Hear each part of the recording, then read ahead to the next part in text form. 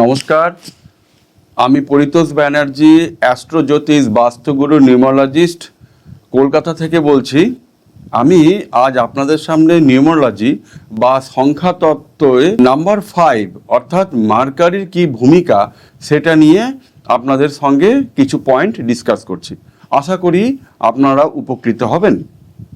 তো সংখ্যাতত্ত্ব অনুযায়ী যাদের জন্ম, যে সমস্ত জাতক জাতিকা জন্মগ্রহণ করেছেন বা জন্মগ্রহণ করবেন যে কোনো মাসের 5 তারিখে, 14 তারিখে বা 23 তারিখে, তারা কিন্তু জন্মসূত্রে সংখ্যাতত্ত্ব বা নিউমারোলজি অনুযায়ী তারা কিন্তু বুধ মহারাজের অধীনে সারা জীবন তাদের নিয়ন্ত্রিত হবে। অর্থাৎ বুধ মহারাজ তাদের পুরো হোল লাইফে ফোকাস করবেন। এই বুধ যে মার্কারি অত্যন্ত শুভ গ্রহ বলে মানা হয় এবং নাম্বার 5 অর্থাৎ মার্কারি অত্যন্ত ব্যালেন্সিং প্ল্যানেট। আমরা ব্যালেন্সিং অ্যান্ড পজিটিভ প্ল্যানেট বলি এই মার্কারিকে, অর্থাৎ বুধ মহারাজকে। বুধ মহারাজ অত্যন্ত শুভ গ্রহ। এই যাদের নিউমারোলজি হরোস্কোপে নাম্বার 5 মিসিং থাকে, অর্থাৎ আপনার ডেট অফ বার্থে যদি কোনো কারণে নাম্বার 5 অ্যাপিয়ার না থাকে নাম্বার 5, তাহলে কিন্তু লাইফে অত্যন্তভাবে আপ ডাউন, অর্থাৎ জীবনের বেশিরভাগ সময় ঘাত প্রতিঘাতের মধ্যে দিয়ে অগ্রসর হতে হবে। তাহলে নাম্বার 5 আমরা কি বললাম, নাম্বার 5 অত্যন্ত ব্যালেন্সিং প্ল্যানেট।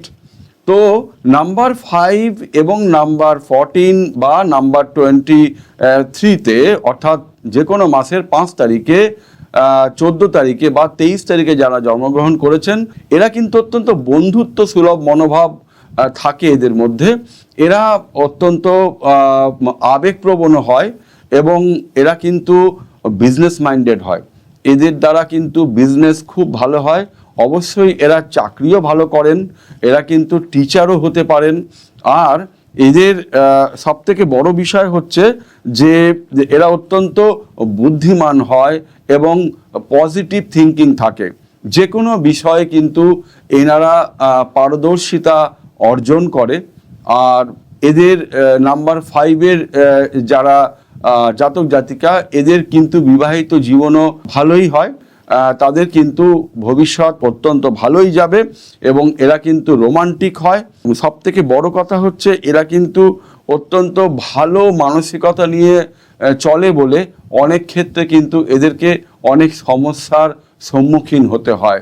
লোক এনাদেরকে ভুল বোঝে।